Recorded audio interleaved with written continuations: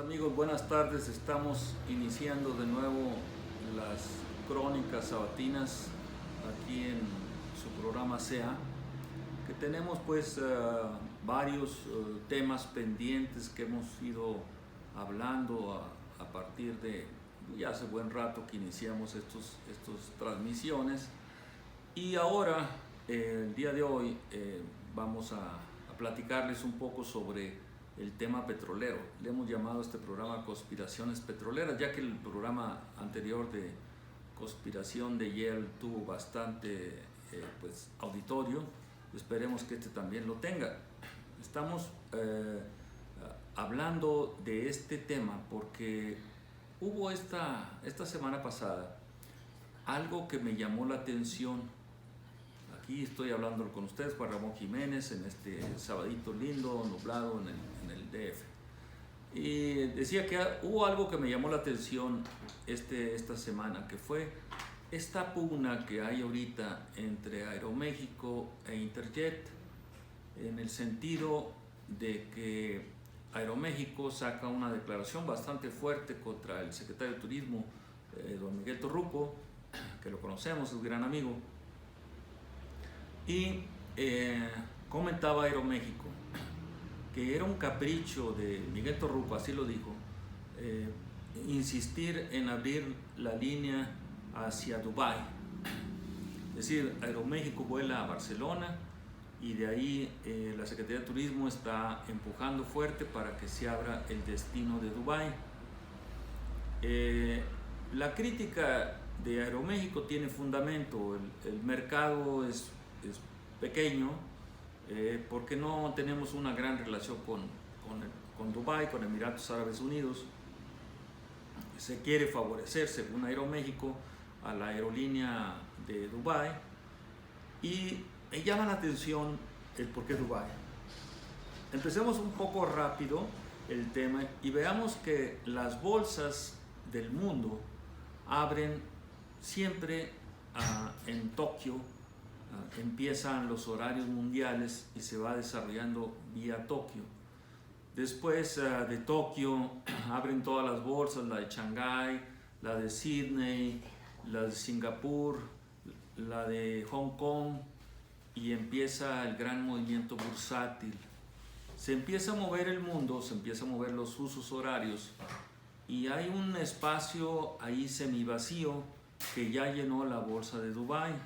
Entre lo que abre Europa y está trabajando Oriente Lejano o Lejano Oriente, hay un espacio ahí que lo está llenando Dubái, la bolsa de Sudáfrica, Johannesburgo, y hay una bolsa pequeña en Israel. Pero la fuerte, la que ha estado empujando fuerte en estos años, ha sido la de Dubái.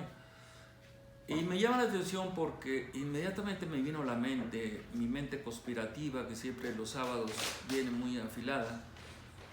Viene el asunto de un personaje llamado Aaron Dichter.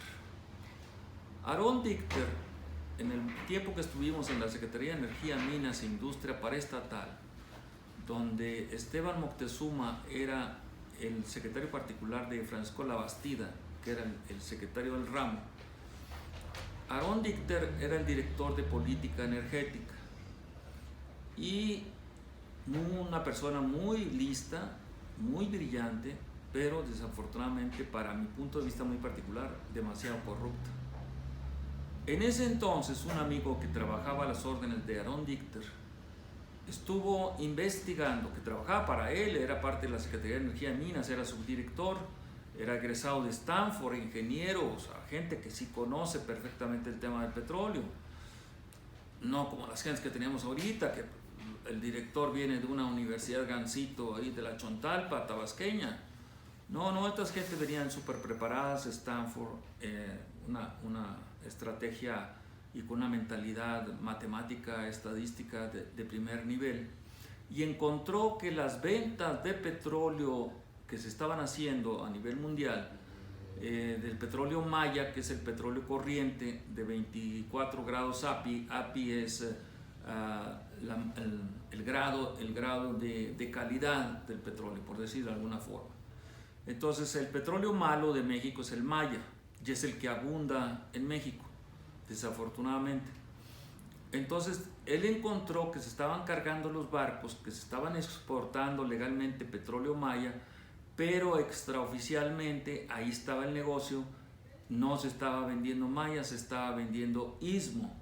El istmo es de muy buena calidad, desde 38 grados API, quiere decir que es un petróleo excelente que compite con el Arabian Light, que es de Arabia precisamente, y el Texas Intermediate, que es de acá en la zona petrolera de Texas, de la zona este de Texas, donde está Midland, Texas precisamente.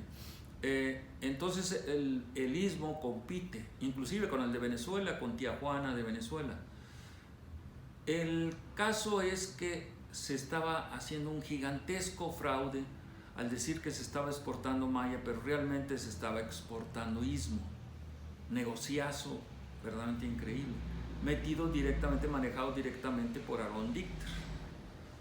Aaron Dichter, y me imagino yo, porque pues, esas investigaciones no las hace nadie.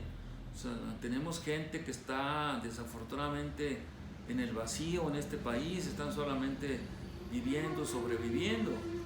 Pero el tema se puso candente, no pasó a los medios. De inmediato Esteban Moctezuma, ahora encargado de la Secretaría de Educación Pública, que pues verdaderamente está haciendo un papel verdaderamente nefasto, eso de quererle poner a los niños falda, es verdaderamente increíble en nuestro país. Pero el hecho fue que Esteban Moctezuma inmediatamente cesó a esta persona, mi amigo, y el asunto aparentemente estuvo bajo, pero Aaron Dichter se fue a vivir a Dubái. O sea, ese petróleo que se estaba manejando siempre desde los orígenes de México se ha intermediado vía Argentina, y de ahí de Argentina se iba el petróleo, se almacenaba en Noruega, y de Noruega ya se iba a la bolsa del petróleo, o que se conoce como bolsa de Rotterdam en Holanda, y ahí es un mercado candente, rápido. Es decir, el petróleo desde que va en aguas internacionales se giran cartas de crédito, las cartas de crédito inmediatamente se están moviendo de un banco a otro banco, del Oriente Lejano a Medio Oriente, del Medio Oriente a África, de África a Europa, Estados Unidos, Canadá, etcétera, etcétera. Es un movimiento vertiginoso, es muy difícil seguirle la pista a esto, pero le seguimos la pista a Aaron Dichter, y Aaron Dichter se fue a radicar a Dubái, estuvo mucho tiempo radicando en Dubái. Viene después, posteriormente, su sobrina, Miriam Grunstein Dichter, Miriam Grunstein, que no se les olvide sus datos. Y Miriam Grunstein venía apoyada, había nacido en Dubái, es originaria de Dubái, pero se viene a trabajar con el gurú de la industria petrolera, George Baker, de la Universidad de Houston. George Baker tiene una revista, Economía Hoy y Economía Petróleo, y es un personaje bastante reconocido, es probablemente el gurú, por eso decía yo, es el gurú de los mercados petroleros. Entonces Miriam Grunstein se viene a trabajar con George Baker y empieza el tema que, fíjense cómo yo creo que esto es una conspiración, sinceramente, por eso le llamé conspiraciones petroleras, porque no sale en los medios, no se plantea bien en los medios un tema muy especial, altamente estratégico, que son los yacimientos transfronterizos de petróleo. Es decir, cuando se firmó por primera vez, ahí está uno de los puntos claves, se firmó por primera vez una especie de tratado de aguas marítimas entre Estados Unidos y México, que se le conoció como los hoyos de la Dona Occidental. Fue en la época del presidente José López Portillo y James Carter. Entonces ahí hubo una especie de acuerdo, no fue necesariamente no pasó por el Congreso, fue un acuerdo presidencial, James Carter de los Estados Unidos y José López Portillo de México. Sería hasta la época de Zedillo cuando ya se firman oficialmente los tratados de los hoyos de la Dona, y no teníamos gente especializada en yacimientos transfronterizos, y creo, sin temor a equivocarme, que todavía no tenemos gente especializada en yacimientos transfronterizos. Es decir, en el momento que está la frontera marítima entre Estados Unidos y México, ahí en ese punto hay grandes yacimientos de petróleo. En esa época salió a relucir un gran yacimiento que se conoce como Perdido. Hasta broma había entre los especialistas en esto, los ingenieros Constitución de 1917, que sí sabían del tema. Estábamos hablando con ellos continuamente. Ellos sí conocían, pero no conocen al detalle, porque ahí se necesita gente muy especializada en contabilidad, en cuestiones fiscales, en economía de los mercados petroleros, en netbacks. Acuérdense esta palabra, netbacks, todo junto, netbacks. Los netbacks son las utilidades precisamente de estos procesos que se llaman unitización. Unitización.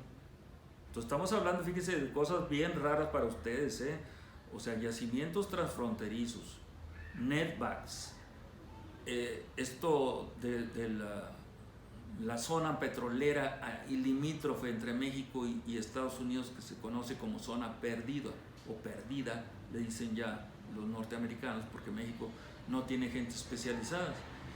Entonces había dos gentes, había un agente nuestra, Julio Barrastachea, que era el que estaba siendo pues de alguna forma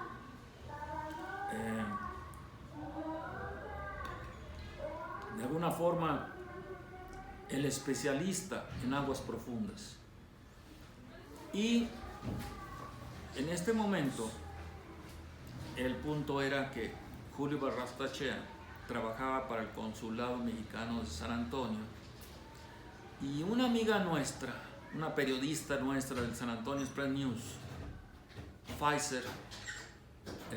Mónica Pfizer, empezó a seguirle la pista a estos yacimientos transfronterizos, a Miriam Grunstein y a Julio Barrastachea. Julio Barrastachea se pone a trabajar para el gobierno de Texas, trabajando para el gobierno de México, se pone a trabajar, o sea, cobraba doble, se pone a trabajar para el gobierno de Texas, aquí donde está María Isabel, el Hotel María Isabel, a un lado de la Embajada Norteamericana. Ahí hay una unidad que pertenece al gobierno de Texas, donde está la Universidad de Texas y la Texas A&M, dos grandes universidades públicas del estado de Texas. Ahí tenía las oficinas, son oficinas muy lujosas, yo las conozco, ahí está la oficina de turismo de Texas, etc. Entonces ahí tenía sus oficinas Julio Barrastachea, y estaba trabajando con el tema de yacimientos transfronterizos, le estaban dando asesoría a México para este tema muy delicado, excesivamente delicado, que es seguridad nacional, por eso le llamo conspiraciones petroleras. Y el tema Julio la estaba desarrollando bien, y le estaban planteando inclusive un hub en la zona de Monterrey para traer gas tejano y empezarlo a distribuir por todas partes de México, un proyecto que valía $7,000 millones. Imagínense lo que estamos hablando, $7,000 millones por el grupo tejano, básicamente, y el grupo regiomontano. No los quiero hacer menos, son brillantes también nuestros amigos regiomontanos. Entonces el hecho es que Julio Barrastachea, de una forma muy extraña, muere, lo asesinan saliendo de sus oficinas del Hotel María Isabel. Y entonces queda como la experta, viene como la experta desde Houston, Miriam Grunstein Dichter, que inmediatamente se pone a trabajar para el ITAM, Instituto Tecnológico Autónomo de México, y creo que ahora trabaja para el CIDE, pero como el CIDE parece que lo están golpeando, lo quieren extinguir, no sé cuál sea su relación laboral, pero ella es originaria de Dubái, ella es sobrina de Aaron Dichter y conoce perfectamente este tema de yacimientos transfronterizos. Se hizo la experta en México en este tema. Insisto, para las universidades del país es necesario crear expertos en yacimientos transfronterizos. Pero ¿a dónde va la conspiración? Pues precisamente que el presidente López Portillo, el orgullo de su nepotismo, José Ramón López Portillo, pues fue el que el presidente José López Portillo lo pone a estudiar, a hacerse experto en este tema de yacimientos transfronterizos y de los netbacks y del petróleo que se estaba vendiendo como malo, pero que realmente era bueno, dejando grandes utilidades en la bolsa de Rotterdam. Tanto así que la semana pasada me entero en pláticas con amigos expertos en temas de seguridad nacional, con muchos años en el sector público y en el sector privado, que me decían, no, José Ramón López Portillo, cuando el presidente López Portillo impulsa la transnacionalización de Pemex, o sea que Pemex empezara a ser una empresa petrolera transnacional, prácticamente se abre el área de Petronor en España, y José Ramón López Portillo era el encargado de Petronor en España. Entonces, cuando a Pemex le quitan de mala forma con operaciones en la bolsa de España, de Madrid, que se llaman tomas hostiles de acciones bursátiles, estas tomas hostiles fueron organizadas por la reina de Inglaterra, no directamente, tienen sus asesores, sus operadores, y el rey de España. Ambos le quitan a Pemex Petronor, y Pemex se transforma, Petronor de Pemex se transforma en Repsol, y toda la demás parte viene para la reina de Inglaterra, para la empresa que se conoce como la empresa de la reina, la Royal Dutch Shell. Y José Ramón, me decían mis amigos, esto apenas la semana pasada, me decían mis amigos que ahora es súbdito de la corona inglesa.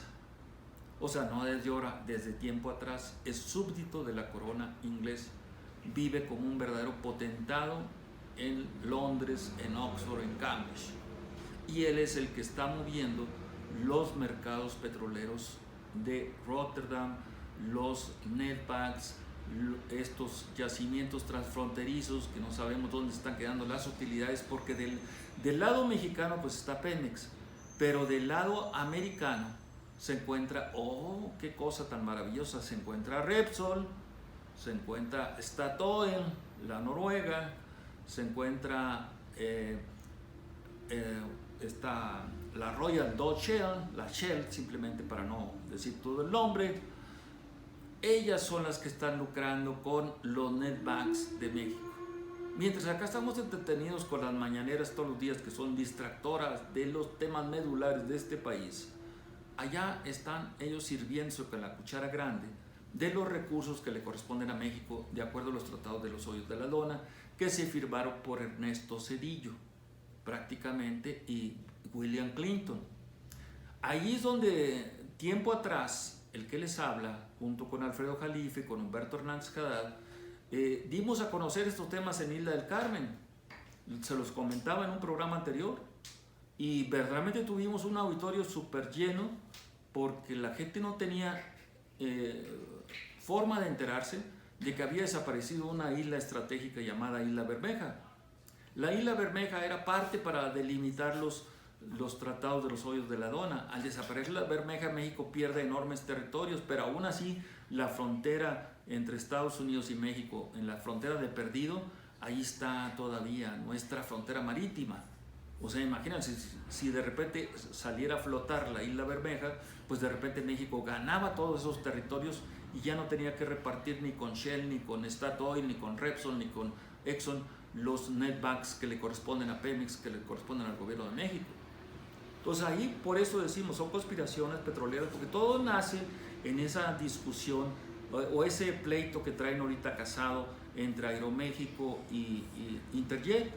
Y es importante, la gente que no conoce esto, las empresas que por ejemplo Interjet y Volaris están metidas en el mercado de la turbocina, lo compran cash.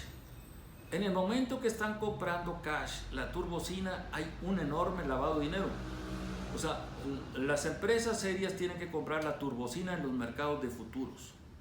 Fíjense todos los tips que le estoy dando. O sea, las empresas de aerolíneas que compran en efectivo, en cash, en la turbocina, es prácticamente un lavado de dinero.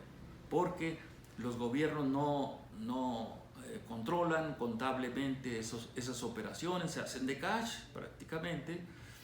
Los gobiernos deberían controlar, el gobierno de México no controla nada, pero le estamos dando el tip al secretario de Hacienda, Herrera, a que se meta a los mercados de futuros del petróleo en la bolsa de Chicago, y ahí va a encontrar quiénes están moviendo el petróleo mexicano en los mercados de futuros, especialmente en turbocinas, ya no en gasolinas y en otros lubricantes. Entonces es importante que entiendan ahí ese punto. O sea, al estar yo investigando rápidamente el asunto de Dubái, me entró, pero de inmediato, el tema de Aaron Dichter, de Miriam Grunstein, del asesinato de Julio Barrastachea, de yacimientos transfronterizos, de los netbacks, de quienes están metidos en esto, que es José Ramón López Portillo, ahora súbdito de la reina, y es quien dicen allá en Inglaterra que acaba de darle el apoyo a Carlos Salinas para que se vaya a residir precisamente tranquilamente a Inglaterra. Entonces vean ustedes todo el embrollo que viene alrededor de todos estos temas, que no están en los medios, no están en las grandes discusiones de este país. Nuestra población está distraída, desafortunadamente, o la tienen distraída, y lo que pretendemos es crearles a ustedes temas de inteligencia, que nos inviten a platicar con ustedes, que vengan a platicar con nosotros, que nos inviten un cafecito, nos hablen por el celular, etcétera, pero entérense, operen estos temas que son medulares para defender los dineros de la nación. Ahorita que la nación está famélica porque no hay dinero en las calles, pues prácticamente hay que recuperar esos grandes recursos, no que están buscando que traerse los recursos del Chapo. No, hombre, esos recursos del Chapo son nada comparado con lo que estamos hablando históricamente. Pero antes, les recomiendo precisamente este libro que traigo para ustedes. Siempre les voy a traer los sábados un libro para que se pongan a leer, aquellos que verdaderamente lean. Aquí está Las armas secretas de la CIA, la Central de Inteligencia de los Estados Unidos, nada menos que por este superautor de novelas de espionaje y de inteligencia, que es Gordon Thomas, un británico, excelente Gordon Thomas. Entonces, estos son los temas de inteligencia, por eso estamos en la red, por eso nos han quitado todas las redes que hemos estado, porque estamos tocando los temas medulares, porque no estamos tocando temas frívolos, sino estamos tocando los temas de la nación, los temas de seguridad nacional, los temas de espionaje, etcétera, que le debe interesar a la gente. Este es un libro, está en español. Estas historias secretas de la CIA son verdaderamente impresionantes, lo que hace Gordon Thomas. Yo recuerdo precisamente con estos amigos que les hablaba a ustedes, no sé si sean ahora mis amigos, pero eran mis amigos antes, Alfredo Jalife, Humberto Hernández Haddad, y una ocasión estábamos tomando un cafecito enfrente de la Torre Omega en Campos Elíseos 345, enfrente del Auditorio Nacional, un gigantesco edificio que tiene el símbolo de Omega. Ahí en la Torre Omega, nos dijo el ingeniero Cárdenas personalmente, en la Torre Omega está el Mossad, o sea, el área de inteligencia del gobierno de Israel. Entonces ahí nos paramos, nos tomamos el cafecito después, nos paramos en la torre, e inmediatamente salieron a recibir al ingeniero Cárdenas. Ingeniero, ¿qué se le ofrece? ¿Quiere usted pasar? No, solamente andaba con mis amigos aquí y estábamos comentando. Entonces el hecho es que tenemos que saber dónde están los órganos de inteligencia. Como me decían mis amigos la semana pasada, y estoy aprendiendo mucho con ellos, me decían, ¿dónde está el jefe de la CIA en México, el jefe de estación de la CIA en México? ¿Quién es y dónde está? Bueno, una buena pregunta. Salió a relucir un nombre ahí, lo decimos con toda seriedad, el general Dux, que es Dios, pero en francés, Dux, el general Dios, es el encargado de la estación de México y de América Latina, para que vean la importancia de México. México y América Latina, es el jefe de estación de la CIA en México y está radicado en Santa Fe. No les decimos el lugar por seguridad, pero ya con eso es para que ustedes se pongan a investigar si acaso lo quieren hacer en las redes y nos ayuden a nosotros a todos estos temas de inteligencia, porque debemos saber siempre quiénes son los grupos que están lucrando fuertemente con México. Los británicos, bueno, pues ya estamos hablando de un superagente prácticamente que es José Ramón López Portillo, y ahora que se le une Carlos Salinas, que fue su subordinado en la Secretaría de Hacienda, pues van a ser una dupla verdaderamente peligrosa para los intereses del país, porque se están quedando con estos netbacks que le corresponde precisamente a Pemex. En fin, con este preámbulo entremos un poco a la parte histórica, porque los países que pierden la historia pierden la brújula, y nosotros parece que hemos perdido la brújula. Cada sexenio parece que perdemos la brújula, y parece una conspiración precisamente contra México. Entonces los primeros, vamos a decir, los primeros descubrimientos del petróleo en México, el chapopote, pues era desde la época de los aztecas. Los aztecas pues iluminaban la gran Tenochtitlan, que tenía cerca de 250,000 de gentes, con veladoras de chapopote. Pasó mucho tiempo, los españoles no entendieron esto, o lo entendieron mal, después se empezó a llamarle queroseno a todo esto que venía del chapopote, hasta la invasión francesa en el Segundo Imperio de Maximiliano.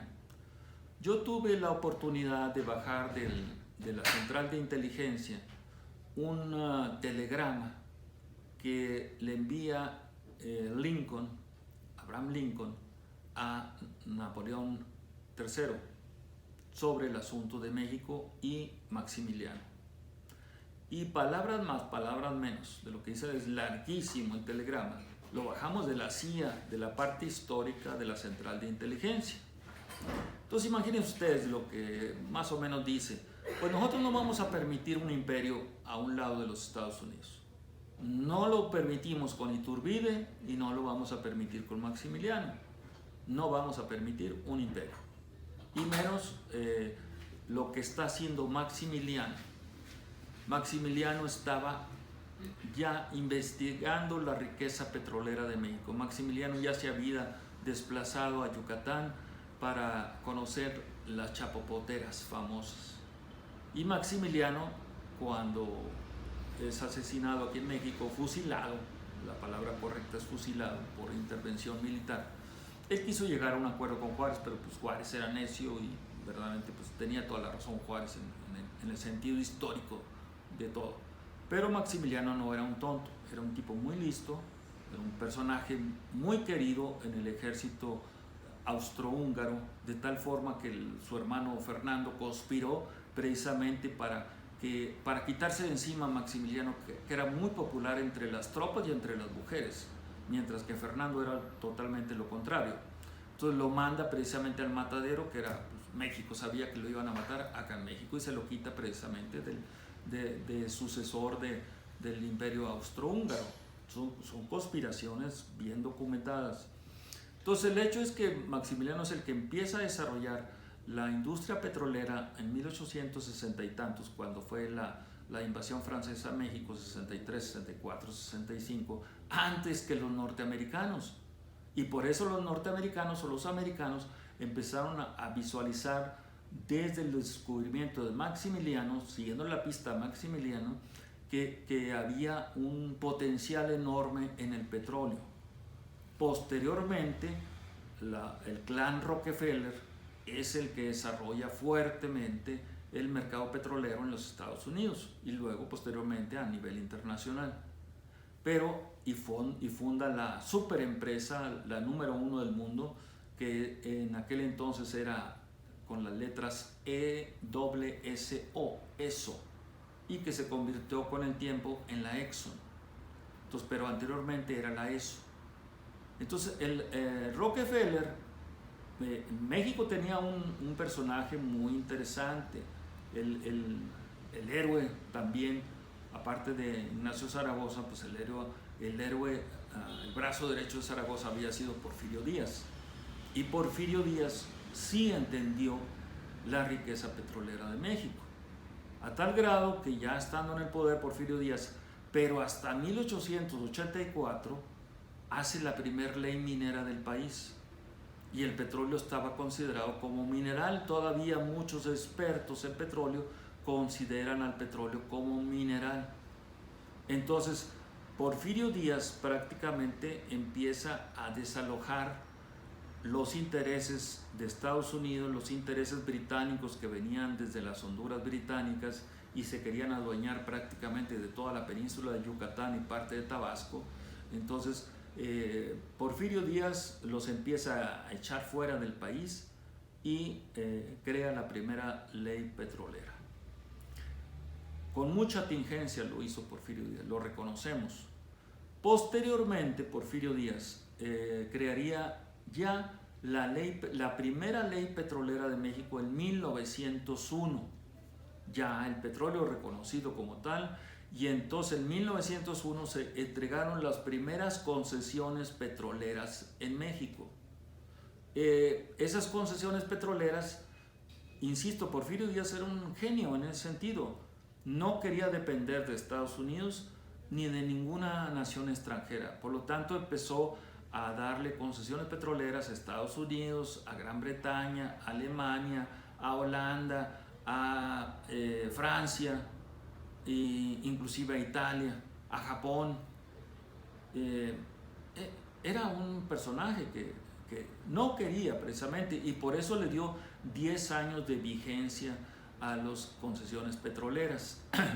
Pero cuando empezaron a entrar los grandes intereses petroleros, la Waters Price Oil es la primera que llega al país en 1900, si no me equivoco, 1902, 1903, y se instala en Tampico. Nuestro amigo García Yerman, que aunque no es tan pequeño, pero su esposa es tan pequeña, pues él se cree de mucho corazón tan pequeño, le mandamos saludos a esto para que recuerde estas historias de las que estamos hablando. En Tampico se empieza a formar la ciudad petrolera de México. Ahí empezaron también las grandes conspiraciones contra México, porque en 1911 pues se vencían las concesiones petroleras que daba Porfirio Díaz y que las dio a través de su secretario de Economía, ahorita me recuerdo el nombre, francés. Entonces el hecho es que Porfirio Díaz no les pensaba seguir dando a las mismas empresas las concesiones, inclusive les iba a poner un pequeño impuesto sobre la exportación. Porfirio Díaz quería ponerles un impuesto de aproximadamente 5 centavos por cada peso que se exportara. No era una gran cantidad, pero consideraron las empresas extranjeras que sí era una gran cantidad. 5 centavos por cada peso que se exportara. En 1909, ya viendo que Porfirio no iba a darle de nuevo las concesiones a esas empresas, quería otras nuevas empresas, empezaron a conspirar contra México. ¿Quiénes? La Shell de Inglaterra y la Exxon de los Rockefeller. En 1909 le dan $1 millón a Francisco I. Madero para que empiece a levantarse contra Porfirio Díaz. Es una auténtica conspiración petrolera. Está en el libro del profesor George Grayson, que se llama La política del petróleo mexicano. Es un libro que luego se los traigo yo. Ahorita pues simplemente tengo que traerles uno cada sábado para dejarlos un poquito picados. Pero el hecho es que el profesor Grayson es uno de los expertos en ese tema petrolero, y ahí lo documenta esa entrega de dinero a Francisco I. Madero en San Antonio, Texas, en 1909. Ya entonces venían preparándose el movimiento revolucionario en 1910 y prácticamente se vencían los contratos, las concesiones petroleras cada 10 años, es decir, en 1911. Madero al final recula de la propuesta que les había hecho a la Exxon y a Shell de quitar los impuestos al petróleo, y lo que hace Madero es que precisamente aumenta los impuestos al petróleo. O sea, 5 centavos que había puesto Porfirio Díaz, y Madero los aumenta a 8 centavos.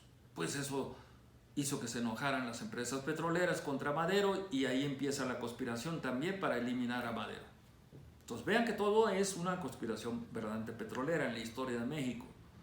A veces los historiadores, los grandes historiadores se desvían, pero el petróleo es la masa principal de todas las conspiraciones que ha habido en el país. Entra el gobierno de Carranza, y inmediatamente en el Plan de Guadalupe de 1913, Carranza declara como bandolero al general que protegía a las petroleras en la faja de oro, que era Manuel Peláez. Manuel Peláez se convierte en el enemigo número 1 de Carranza, y al final, en 1920, es el que participa en la conspiración para eliminar al presidente Carranza allá en Tlaxcalantongo, en lo alto de la sierra oaxaqueña poblana y cerca de Veracruz.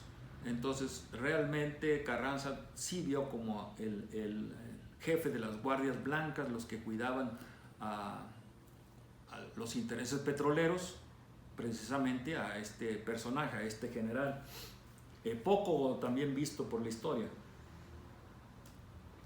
Manuel Peláez. Hay un telegrama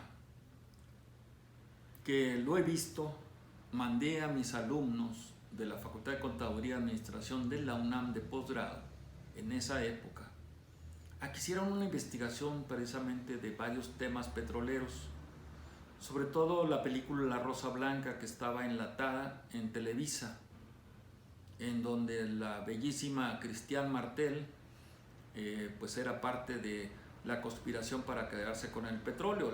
Ella aparece como prostituta de alto rango en esa película de Bruno Traven, que es verdaderamente brutal, y pues desde entonces se enlató en Televisa.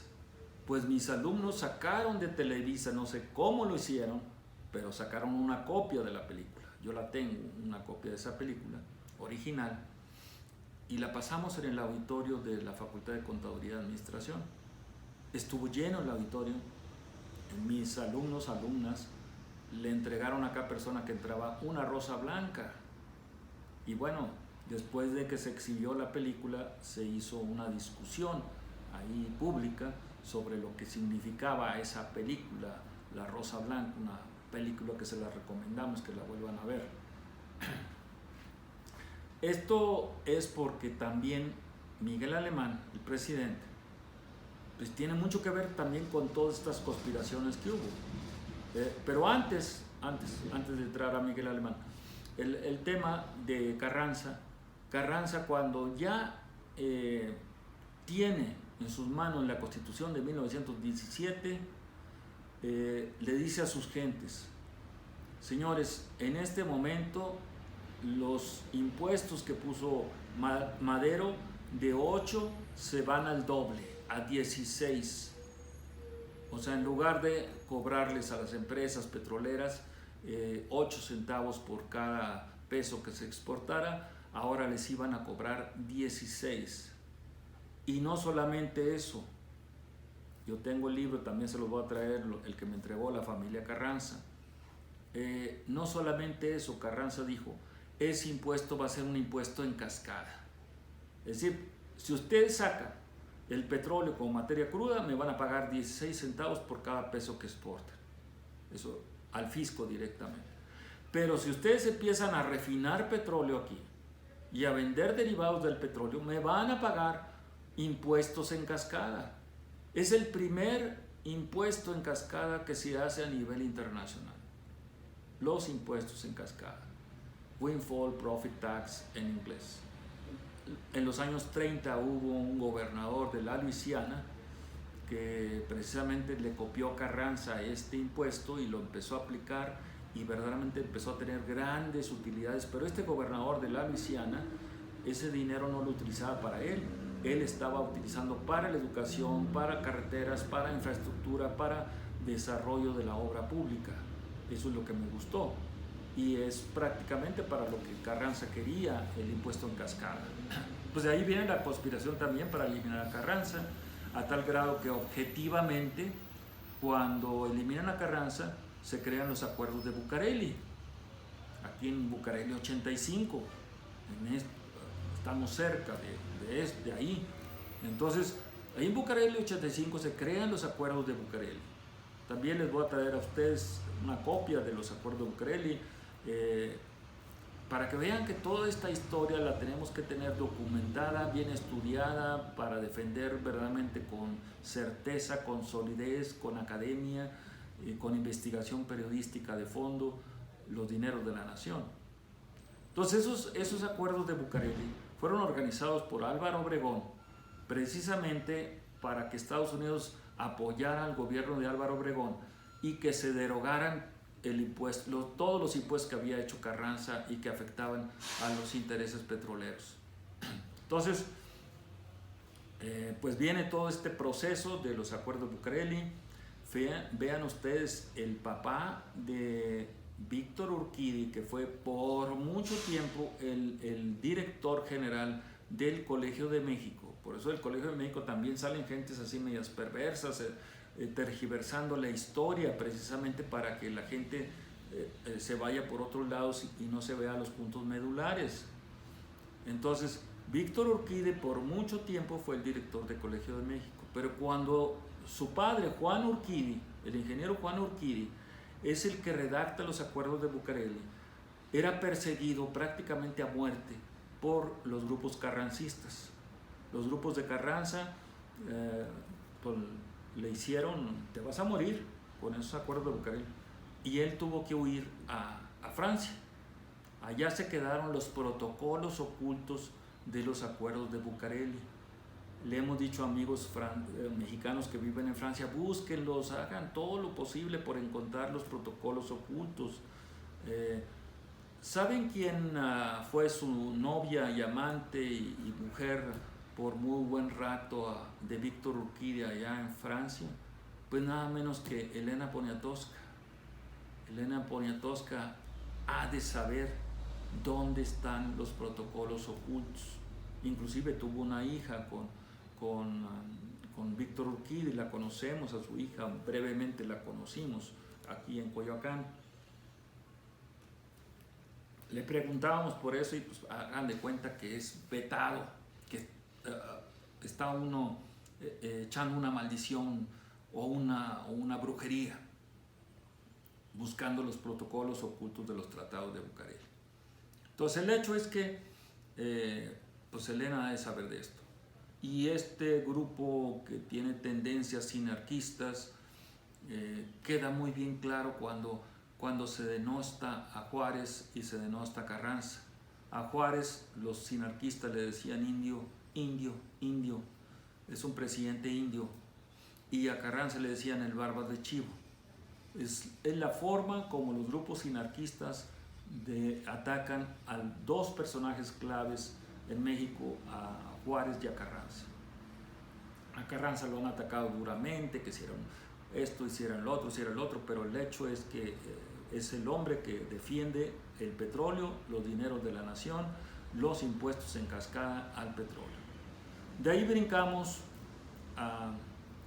con los acuerdos de Bucareli, pues prácticamente lo que se especula, porque eso sí no está, porque no tenemos los protocolos ocultos, es que México se le puso una camisa de fuerza por 50 años de que no desarrollara su industria aeronáutica, su industria siderúrgica, su industria petrolera, su industria naviera, y que totalmente quedara con una camisa de fuerza.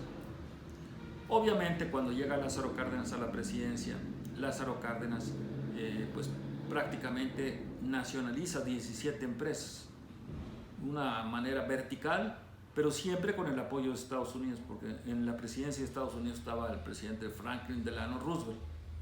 Y Franklin Delano Roosevelt, cuando viene por primera vez a México, a Monterrey, no pasó a la Ciudad de México, solamente llegó a Monterrey, dijo, es el momento que los intereses de la nación deben estar por arriba de los intereses de las empresas, de las corporaciones.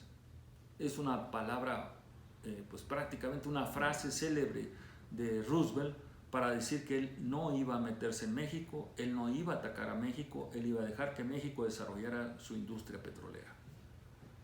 Bien, al momento que Cárdenas nacionaliza las empresas, pues prácticamente no tenía tecnología, todo era un desastre, se vino en la gran crisis de 1929, se abandonó todas las grandes inversiones en el campo, etcétera, etcétera. Entonces México cayó en una depresión total, la depresión de 1929 a 38, pues fue la Gran Depresión, porque no solamente fue Estados Unidos, fue México, fue América Latina, fue Europa, fue todo el mundo entró en depresión entre 1929 y 1938. En el 38 Cárdenas nacionaliza la industria precisamente porque era un caos total la industria petrolera y pues prácticamente se queda con 17 empresas, grandes empresas, y dice, ¿y ahora qué? ¿Cómo las agrupo? ¿Cómo hago sinergia con todos los sectores productivos de las empresas? Entonces era necesario que tuviera tecnología, pero las 7 hermanas que hasta la fecha, vean ustedes, Cuba se queja del boicot, sí, pero fue de los años 50 hasta la fecha. Pero México se debe quejar del boicot a Pemex. O sea, hay un boicot internacional a Pemex. Desde 1938 hasta la fecha hay un boicot internacional. No lo dejan entrar a los mercados de tecnología, no lo dejan entrar a los mercados del dinero. O le ponen muy caro el dinero, o le meten zancadilla y media a Pemex para que Pemex caiga, prácticamente. Esa es la realidad de las cosas, se lo digo conociendo bien toda esta problemática. Ahí están mis artículos, que solamente los dejó la Red Voltaire, ahí los tiene la Red Voltaire de Francia, ahí están mis artículos que estoy hablando sobre estos temas petroleros, conspiraciones, etcétera, etcétera. Entonces, la Red Voltaire, ¿por qué no nos ha quitado? Pues porque tienen muchas visitas, precisamente. Le agradecemos a Terry Meizán que todavía nos siga apoyando, que estamos todavía por acá dando lata, que nos han bloqueado por todos lados, pero que seguimos todavía dando a conocer nuestros trabajos, nuestras investigaciones. Entonces, ahí están, Red Voltaire, búsquenlo ustedes, Red Voltaire de Francia. El hecho está, decíamos, en que Lázaro Cárdenas necesitaba tecnología y solamente los que le dieron tecnología fueron los nazis. Los nazis le dijeron, sí, te damos tecnología, mándanos petróleo, toda la guerra se hace con acero y con petróleo, entonces mándanos petróleo y obviamente pues te vamos a apoyar en la parte tecnológica. Bueno, pues empezaron las conspiraciones de los nazis. El gran genio financiero que tenía Adolfo Hitler se llamaba Hjalmar Schacht, doctor en economía, es el creador de la bolsa de Rotterdam, de la bolsa Spot de Rotterdam, lo crean con petróleo mexicano. Crean ustedes, la bolsa de Rotterdam está hecha con petróleo mexicano, la bolsa Spot de Rotterdam. Entonces, por lo tanto, lo que estamos diciéndole a ustedes es que pues, José Ramón López Portillo está involucrado al respecto en todo esto. Pues, es una bolsa muy estratégica, muy fuerte a nivel internacional. Entonces, entra esta conspiración de los nazis, de la Shell. Independientemente de todo, la Shell era de la reina de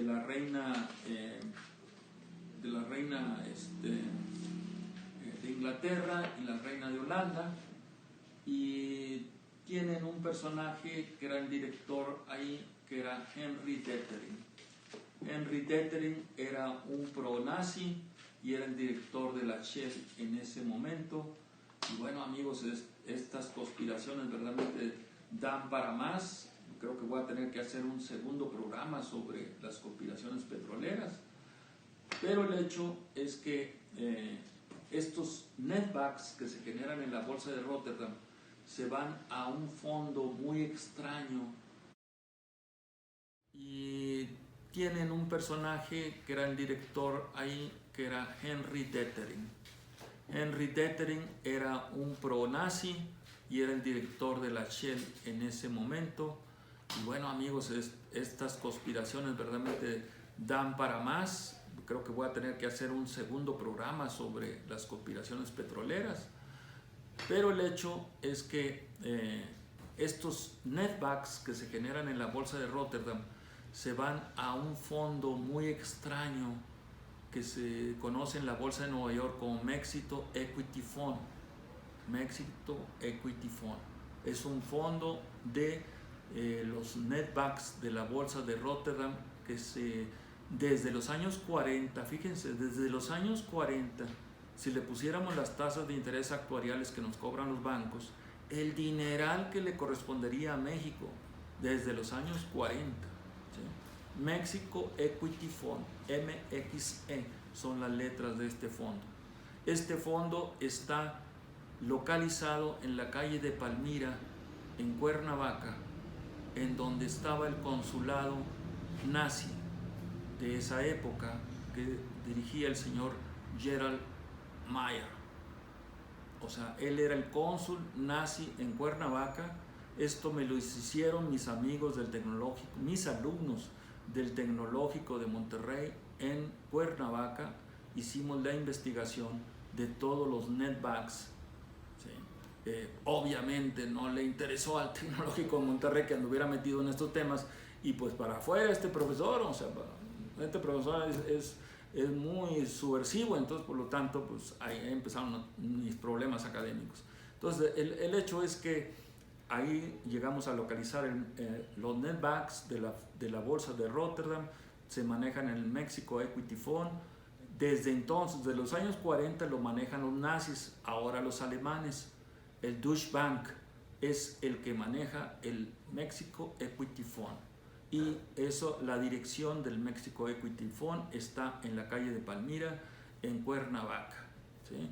Para que ustedes vean que estamos documentando todo esto, casi enfrente donde estaba la gran propiedad que tiene el ingeniero Cuauhtémoc Cárdenas ahí en Palmira.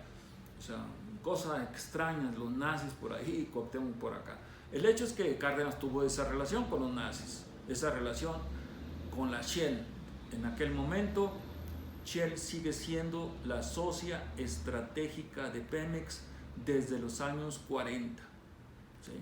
Y concluyo, para dedicar otro segundo programa a estas conspiraciones petroleras, concluyo que en Tampico se estaba creando el grupo más anti-México en el área petrolera, la familia Fleischmann. Los Fleischmann de Tampico, Harry Fleischmann era el encargado de la familia Rockefeller para bloquear todo lo que tuviera de avance Pemex. Y estaba de socio un personaje, Burton Grossman, de la familia Grossman también. Cynthia Grossman, la hija de Grossman, es ahora la segunda o la tercera mujer más rica del país, y nadie la visualiza. Cynthia Grossman, que vive tranquilamente en Dallas, Texas. Entonces ahí vienen todas las conspiraciones que hay y que vamos a seguir hablando con ustedes al respecto de nuestro petróleo.